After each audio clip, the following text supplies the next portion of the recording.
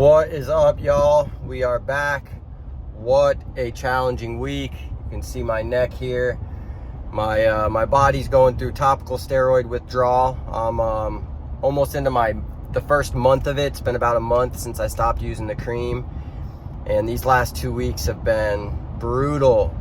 The amount of oozing and crusting and flaking and itchy. I'm so itchy. I feel so dry, but I'm trying to do a version of no moisture therapy. I think that, the less moisturizer you put on your skin, the better. However, I have some areas, if they start cracking, like my elbows, I'm putting some Vaseline on my ears. It is such a weird thing, this topical steroid withdrawal. I've, quit and withdraw off a lot of things in my life, and this is by far the most difficult and was just so challenging. Insomnia, it's just at nighttime you go to lay down and your body just crawls and just your skin is crawling. I haven't been able to go to sleep until, about 5 a.m. every night.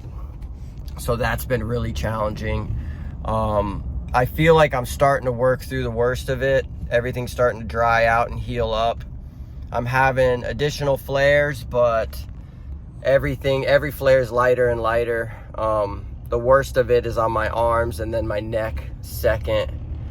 Have a little bit on my legs, but that's not very, very bad. And then my face kind of is doing it now too. So stay away from these things. They're absolute poison. I'm so grateful for my team that's rallied around me and given me the time I needed to rest.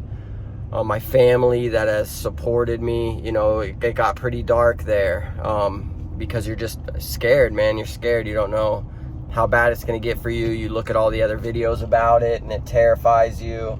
So I've had to not do too much research. Any research I'm doing is just trying to figure out how I can be more comfortable through this. So yeah, working through it. It's Friday now. Oh, I did not just run a red light. That light was yellow. Yeah, so, we're getting through it. I've had to work through it. It is what it is. I did end up in the hospital on Monday because I was really worried that the spots on my arm were getting infected. So they gave me a week's worth of antibiotics. So I'm on those. I feel like that was a good idea as those wounds heal. This is incredible, guys. I mean, this is honestly next level poisoning. I feel as if I was poisoned. I feel like I was poisoning myself that entire time, and it was under the advice of a doctor. So just be careful. If I would have done one Google search about this topical steroid 2 years ago, I never would have touched it.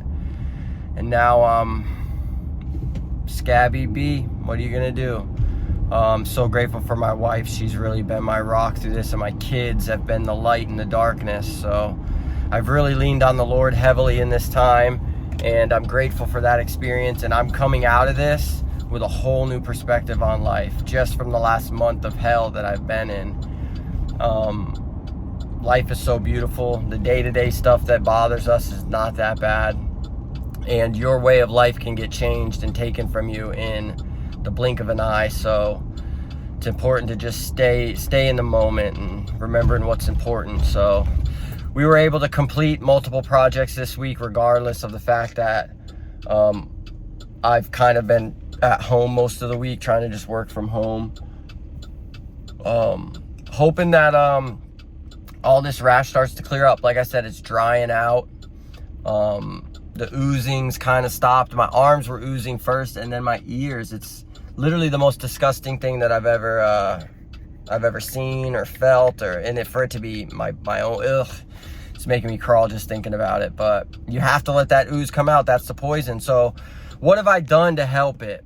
Well, I'll make another video about that. This one's already at 4.5 minutes. So I love you guys, man. Thank you guys for the comments, for the support. And like I said, I'll show you how a champion gets through this.